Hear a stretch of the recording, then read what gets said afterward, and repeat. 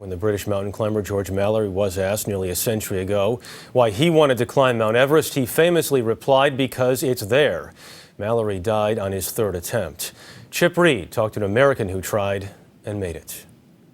In 1963, Jim Whittaker was the first American to reach the summit of Mount Everest. He says he was lucky to survive. We're at 27,500 feet.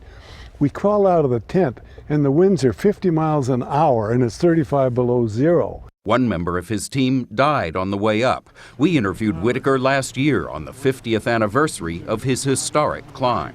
Do you remember how you felt that moment when you stepped onto the top of Mount Everest? There was no feeling of exhilaration, no feeling of, boy, we pulled it off, and we were just hanging on to life. And I knew we were out of oxygen, and you're in the death zone. If you don't get down, you die. Back then, climbing Everest was extremely treacherous and lonely.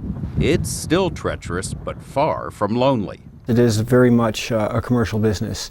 Conrad Anker has reached the summit of Everest 3 times. When Jim Whittaker climbed Everest in 1963, he was the 9th person to the summit. And this year there's 300 plus permitted climbers and probably 400 climbing Sherpas in support of those climbers. Last year alone, 658 climbers and guides reached the summit. It took 41 years from 1953 to 1994 for the first 658.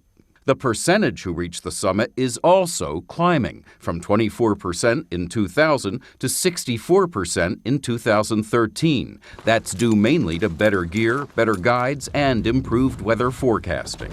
But Conrad Anker warns that even the best climbers are never really safe on Mount Everest. If you're a good climber, you can make it to the summit within your safety parameters, but you're all equal when you're walking through the ballroom of death. The ballroom of death is what some climbers call those areas where avalanches are most likely, Jeff, and where they say the difference between life and death is not training or natural ability, it's luck. Chip Reid, thank you very much.